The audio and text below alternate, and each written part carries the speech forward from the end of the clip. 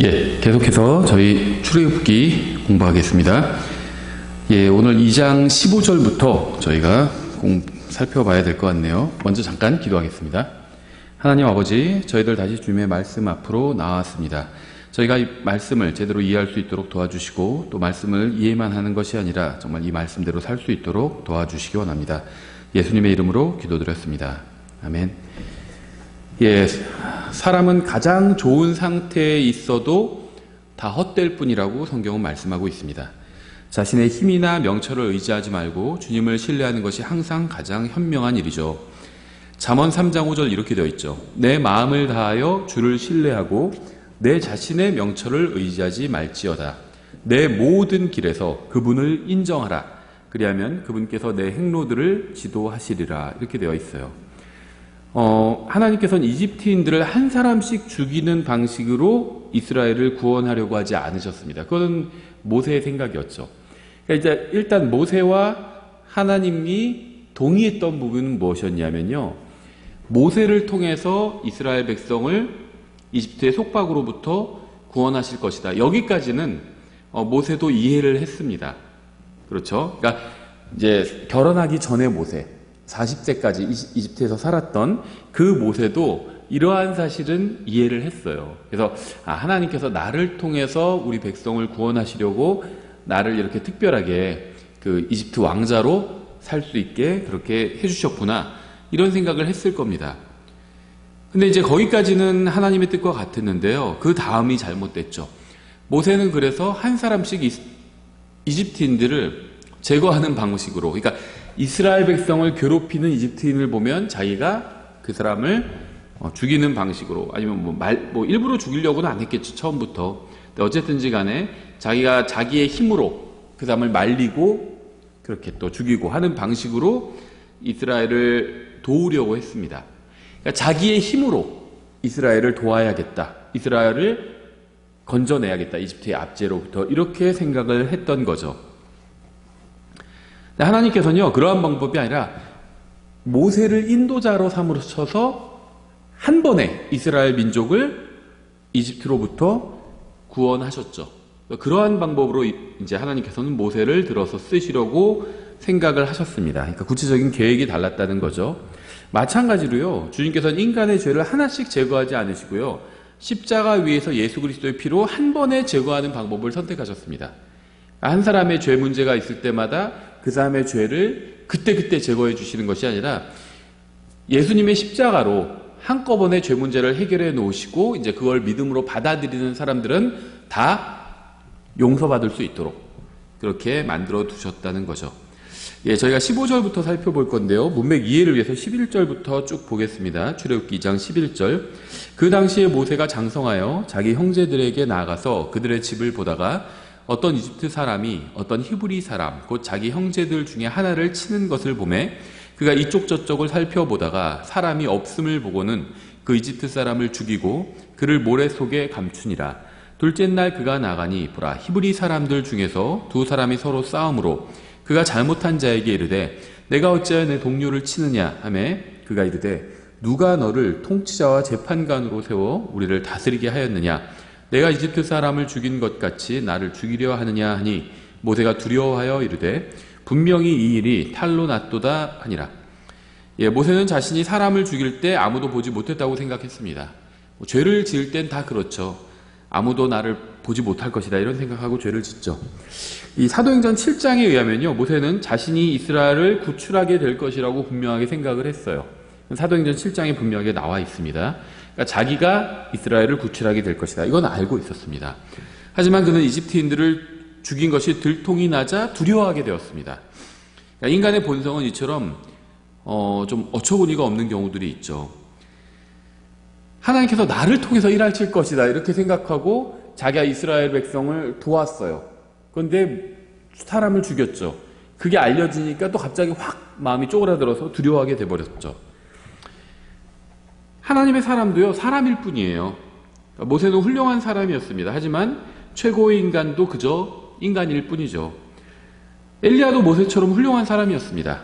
모세와 엘리야, 구약 성경에서 가장 대표적으로 훌륭한 사람이죠. 모세는 율법을 대표하고 엘리야는 대언자들을 대표하죠. 둘 다 훌륭한 사람이었습니다. 하지만 성경은 그가 우리와 동일한 성정의 지배를 받는 동일한 사람이었다고 말씀합니다. 야고보서 5장 17절 나와 있죠. 엘리야는 우리와 같이 동일한 성정의 지배를 받은 사람이로되 비가 오지 않기를 그가 간절히 기도하니 3년 6개월 동안이나 땅에 비가 오지 아니하였고, 성경에는 모세가 두려워하는 장면이 여러 번 나오는데요.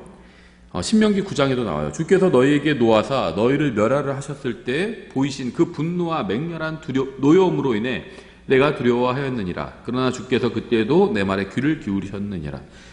출애굽기 2장에서 모세는 사람을 두려워했어요. 하지만 영적으로 성장해서요, 나중에는 출애굽기 10장에 이르러서는요, 더 이상 이제 사람을, 그러니까 파라오를 두려워하지 않고 담대하게 하나님의 말씀을 전하게 됩니다. 이게 영적 성장이죠. 사람을 두려워하다가 믿음이 성장하면요, 이제 사람을 두려워하지 않습니다. 사람이 자기에게 할 수 있는 게 한계가 있다는 걸 알고 있어요. 물론 이 모세가 말씀을 믿음으로 붙들지 않았을 때는 다시 약해지기도 했습니다. 그러니까 모세가 영적으로 성장하다가 다시 말씀을 믿음으로 붙들지 않을 땐 또 다시 약해졌다가 또 다시 성장하다가 이런 식의 이제 일이 있었죠. 모세도 때로는 지치기도 했어요. 출애굽기 17장 보면 손이 지쳤다고 합니다. 모세는 주님의 의로 또 충만하기도 했습니다. 32장 보면 막 주님의 의로 또 충만했습니다. 영적으로 다시 성장한 거죠. 그래서 성장했다가 또 낙심했다가 그러니까 영적으로 어떤 낙심을 하는 것은요, 성장한 사람들도 충분히 할 수 있는 그러한 일이죠.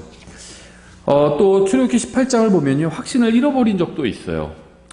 또 낙담하기도 했고요. 출애굽기 5장을 보면 또 출애굽기 4장에서는요, 주님과 논쟁을 하는 장면도 나옵니다.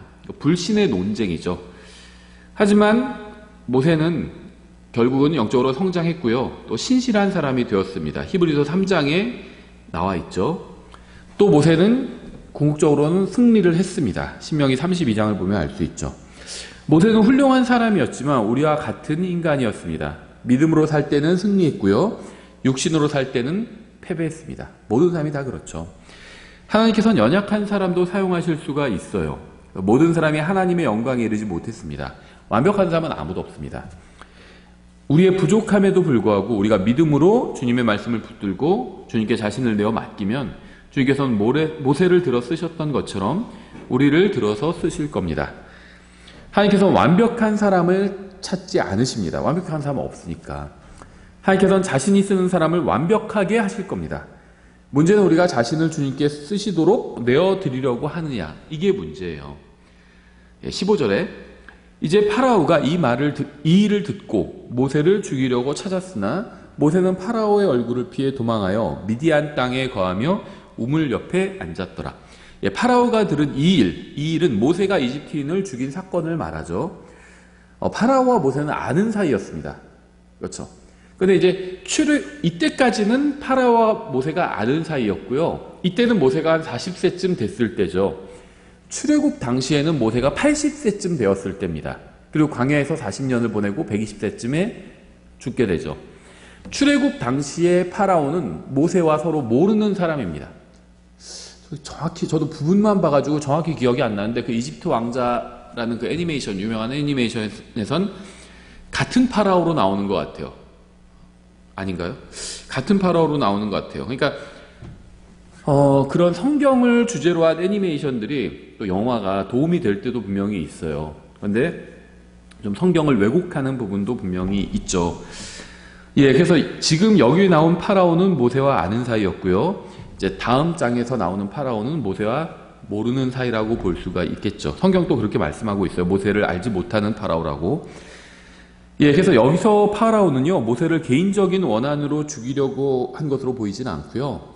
이제 통치자로서 살인 사건에 대한 법을 집행하려고 모세를 찾은 것으로 보입니다. 여기서 모세는 이집트의 왕으로부터 두 번째 사형 선고를 받은 셈이죠. 첫 번째 사형 선고는 언제 받았죠? 태어났을 때. 석 달을 숨어 지냈잖아요. 모세가 태어났을 때 이집트 왕이 히브리 아기들을 다 죽여라. 그때 모세만 특정한 건 아니었지만 모세도 포함이 됐었죠. 그래서 이집트 정부로부터 첫 번째 사형 선고를 받은 거고요. 이제 여기서 이집트인을 살해한 40년 후에 이집트인을 살해한 이 시점에 다시 이제 두 번째 사형 선고를 받은 거죠. 그러니까는 사람이 정하는 게 아니죠. 두 번이나 사형 선고를 받았지만 모세는 살아남았습니다. 그러니까 사람의 살고 죽는 것은 하나님께 달린 거지 사람에게 달린 건 아니죠. 16절 이제 미디안의 제사장에게 딸 7이 있더라. 위로가 되네요. 저희 딸 셋인데 7이나 있었대요. 딸이. 그들이 와서 물을 깃고 구유에 채워 자기들의 아버지의 양떼에게 먹이려 하는데 목자들이 와서 그들을 쫓아내니라. 왜 쫓아냈을까요? 딸들인데 이 목자들은 남자들인 걸로 보여요. 딸들, 여자들이 뭘 하고 있으면 도와주지 않을까요? 왜 쫓아냈을까요? 별로 매력적이지 않았거나 딸들이 아니면은 이미 결혼한 사람들이었거나 이 목자들이 둘 중에 하나겠죠. 뭐 성경엔 나오지 않지만 어쨌든지 간에 목자들이 괴롭힌 거예요. 그러나 모세가 일어나서 그들을 도와 그들의 양떼에게 물을 먹이니라. 그들이 자기들의 아버지 르우엘에게 이르렀을 때 그가 이르되 너희가 어떻게 오늘은 이같이 빨리 돌아왔느냐 하니 르우엘이 딸들에게 질문한 것으로 봐서 평소에 목자들이 딸들을 괴롭혔다는 사실을 우리가 충분히 추측할 수 있죠. 또한 모세가 딸들에게 큰 도움을 주었다는 사실도 알 수 있습니다. 르우엘이 깜짝 놀랐죠. 일이 이렇게 너희가 어떻게 오늘은 일을 그렇게 빨리 끝내고 왔느냐 이렇게 물어본 걸로 봐서는 모세가 아주 크게 도와준 것으로 보입니다. 여기서 이제 미디안 제사장의 이름이 르우엘이라고 나오는데요. 민수기 10장에서는 호밥이라고 나옵니다. 호밥. 또 출애굽기 3장과 4장에서는요 이드로라고 나옵니다. 그래서 이것을 가지고 이제 성경이 모순이다 이런 주장을 하는 사람들도 있는데요. 세 가지 이 모세의 장인 이름이 세 가지가 나오는 거죠. 호밥, 다음에 르우엘, 다음에 이드로 이렇게 나오는데요. 이건 모순이 아닙니다. 한 사람이 여러 이름을 가진 경우는 이건 뭐 흔해요. 그렇죠. 연예인 같은 경우에 예명도 쓰잖아요, 많이. 그리고 제가 알던 분들 중에서도요, 이름이 두 개인 분들이 꽤 있었어요. 지금 저 나이 또래는 그런 경우가 많진 않은데, 저보다 위 세대에서는 이름이 두 개인 경우가 흔하더라고요. 그러니까 집에서 부르는 이름이 따로 있고, 부모님이 부르시는 이름, 가족이 부르는 이름이 따로 있고, 이제 주민등록상의 이름이 따로 있는 경우들이 종종 있더라고요. 저도 실제로 여러 번 봤습니다. 영어 이름 같은 경우에는요, 이름이 중간 이름이 또 있잖아요. 앞에 첫째 이름이 있고 중간 이름이 있고 마지막 이름이 있죠. 첫째 이름은 보통 부르는 이름이고 다음에 마지막 이름이 이제 가족 이름, 성이죠. 또 중간 이름이 있습니다. 이름이 여러 개인 경우는 굉장히 많아요. 그래서 이 이름이 여러 개라고 해서 이게 모순이다 이런 주장은 합당치 않겠죠.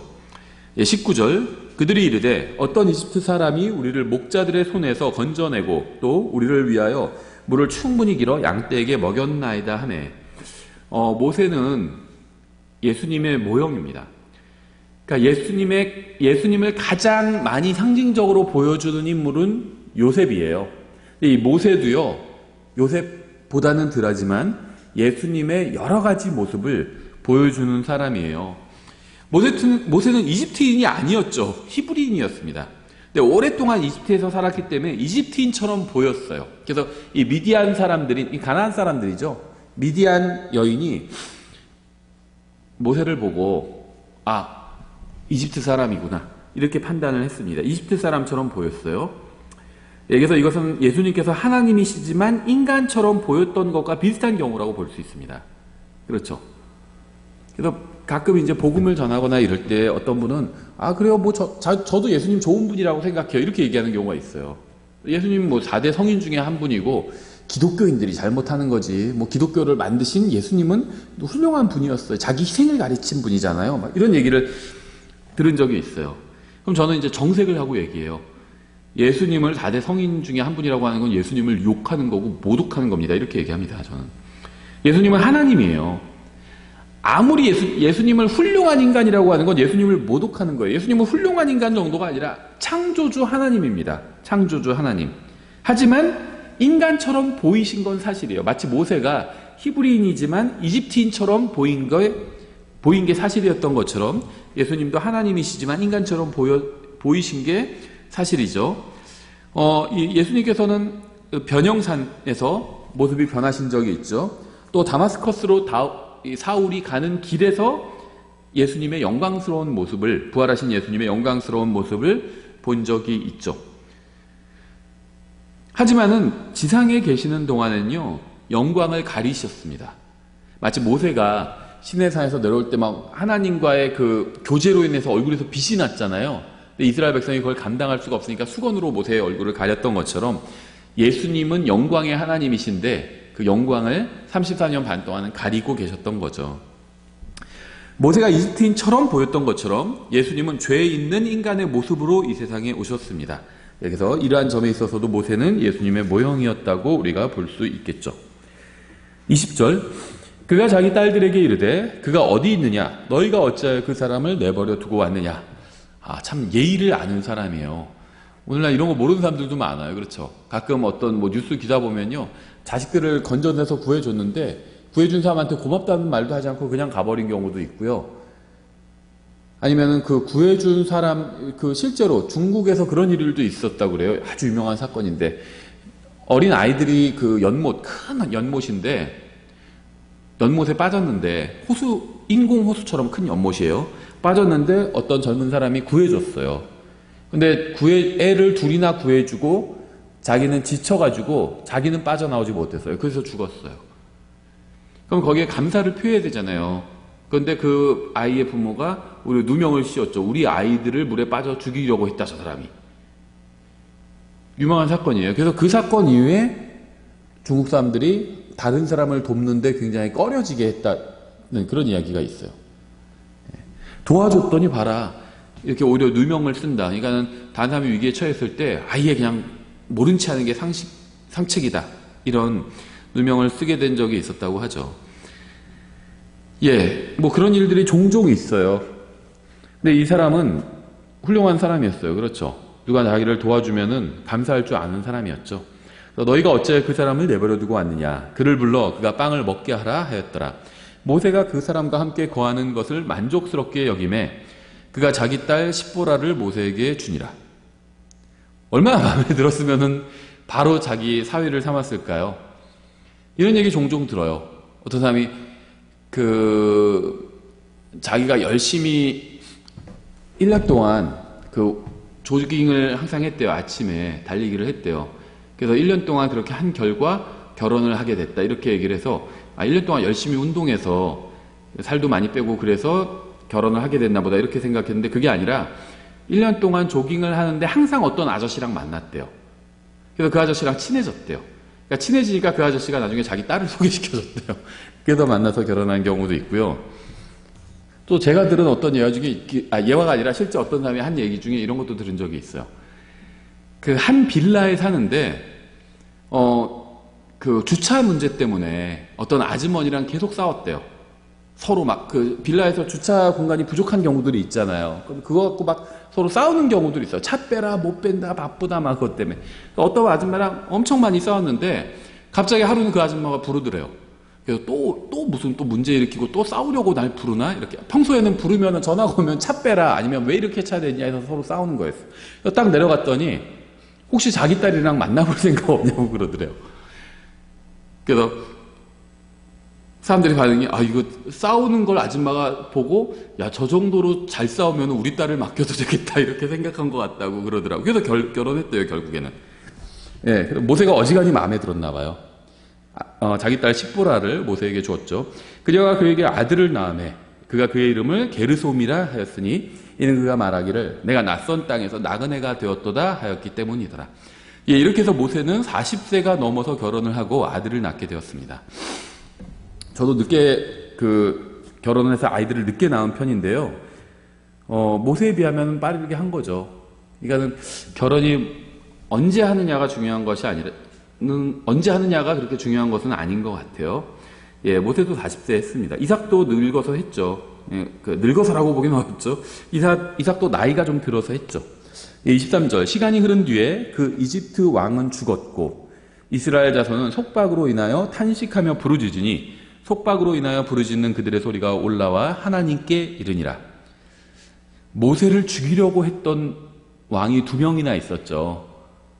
모세가 태어났을 때 이집트 왕도 모세를 죽이려고 했고요. 지금 이 이집트 왕도 모세를 죽이려고 했습니다. 그런데 어떻게 되었죠? 죽었습니다. 그 왕이. 모세의 생명을 구하던 이집트 왕이 죽었습니다. 이집트 왕만 죽은 것이 아니라 모든 왕이 다 죽어요. 그렇죠. 왕이 살아있을 때는 엄청난 권력을 휘두르지만 결국 죽습니다. 왕뿐 아니라 모든 사람이 죽습니다. 권력자들이 있었죠. 영원하지 않아요. 다 사라져버려요. 우리나라도 어때요? 과거에 막 굉장한 권력을 휘두르던 사람들이 있었어요. 그래서 거기에 막 항거하던 사람들도 있었고요. 저는 뭐 어떤 역사적 평가를 하자는 건 아닙니다. 목사는요, 역사가가 아니에요. 그렇죠. 성경 교사입니다. 목사는. 또 목사는 정치평론가가 아니에요. 목사한테 와가지고 막 정치평론 부탁하는 사람이 있어요. 지금 시국을 어떻게 보십니까? 아니면 지금 뭐 여당을 어떻게 보시면 야당을 어떻게 보냐고, 대통령을 어떻게 보냐고. 목사는 정치평론가가 아닙니다. 사도 바울은 정치평론을 한 적이 없어요. 그렇죠. 그 당시에 바울이 있었을 때 정치적인 상황이 얼마나 뭐라고 해야 될까요? 스펙타클했어요. 얼마나 또 열악했어요. 바울은 거기에 대해서 불만을 한 번도 얘기한 적이 없어요. 통치자가 네로인데도, 네로 같은 사악한 네로는요 정말 많은 그리스도인들을 살아있어요. 그런데도 사도 바울은 단 한 번도 네로에 대해서 뭐라고 한 적이 없어요. 그렇죠.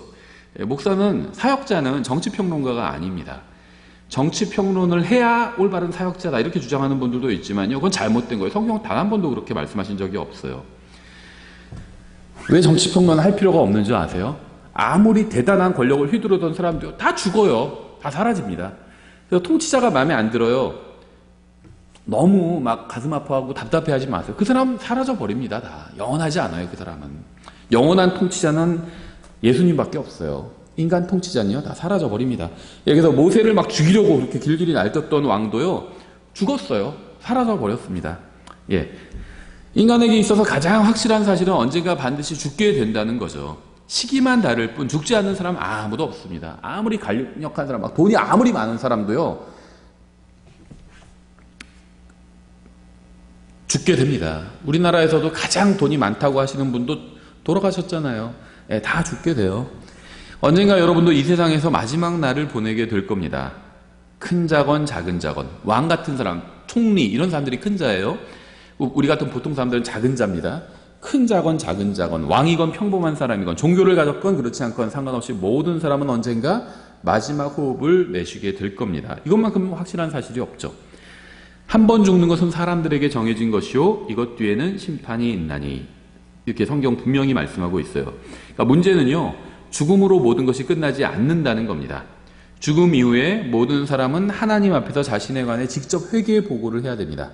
로마서 14장 12절이죠. 그러므로 이와 같이 우리 각 사람이 자신에 관하여 하나님께 회개 보고를 하리라. 모든 사람은 자신이 한 말과 행위에 대해서 하나님께 해명해야 합니다. 마태복음 12장 36절, 오직 내가 너희에게 이르노니 사람들이 무슨 쓸데없는 말을 하든지 심판날에 그것에 대하여 회개 보고를 하리라. 행위뿐만 아니라 말에 관해서도 회개 보고를 해야 돼요. 내가 왜 그런 말을 했는지, 그 사람에 대해서 내가 왜 그런 얘기를 했는지, 내가 왜 다른 그리스도인들에 대해서 그런 말을 했는지 회개 보고를 해야 돼요. 여러분은 하나님께 회개 보고를 할 준비가 되어 있나요? 이게 준비되어 있지 않다면요 아무것도 준비되어 있지 않은 거예요. 하나님께 회개 보고를 할 준비가 되어 있다면 가장 중요한 준비를 해놓은 겁니다. 24절, 하나님께서 그들이 신음하시는 것을 듣고 하나님께서 아브라함과 이삭과 야곱과 맺은 자신의 언약을 기억하사 하나님께서 이스라엘 자손을 바라보시고 하나님께서 그들에게 관심을 가지시니라. 이 말씀은 하나님에 관한 중요한 정보를 제공해 주는데요, 이스라엘 백성은 속박으로 인해서 탄식하며 부르짖었습니다. 우리가 고난 가운데 부르짖을 때 하나님은 우리가 부르짖기도 전에 이미 우리의 고난을 잘 알고 계시죠. 하나님은 자신의 백성이 이 세상에서 얼마나 고된 삶을 사는지 다 알고 계십니다. 여기서 우리는 중요한 문제를 생각하지 않을 수 없죠. 만약 하나님께서 우리의 고난을 아시고 탄식과 부르짖음과 기도를 들으셨다면 왜 아무것도 하지 않으시는 걸까요? 왜 아무것도 하지 않으시는 것처럼 보일까요? 왜 하나님은 고난받는 자신의 백성을 돕지 않으시는 것처럼 그렇게 보일까요? 왜 서둘러서 구해주지 않으실까요? 하나님께서 자신의 백성에게 관심을 두지 않으시는 것은 아닐까요? 하나님께서 우리를 돌보지 않으시는 것은 아닐까요, 혹시? 저는 지금 신성 모독적인 이야기를 하는 것은 아닙니다. 저는 우리의 실질적인 문제에 관해서 이야기를 하는 거예요. 아마 수많은 그리스도인들이 자신이 고난 중에 있을 때 왜 하나님께서 도와주지 않으셨는지 항의한 적이 있을 겁니다. 아니면 원망한 적이 있을 거예요. 이 문제는 실제적이면서 굉장히 어려운 문제죠. 24절에서 하나님께서는요, 아브라함과 이삭과 야곱과 맺은 자신의 언약을 기억하셨다고 말씀하고 있죠. 이 말씀도 우리에게 의문을 남깁니다. 하나님께서 기억하셨다 이렇게 얘기하고 있어요. 이게 뭘 의미하는 걸까요? 우리가 이럴 때 있잖아요. 아, 기억났어 이렇게 얘기할 때 있죠. 그럼 뭘 의미하죠? 잊어버렸다는 걸 의미하죠, 사실. 잊어버렸다가, 그러니까 내가 그래 기억났어, 그래 그때 거기였지.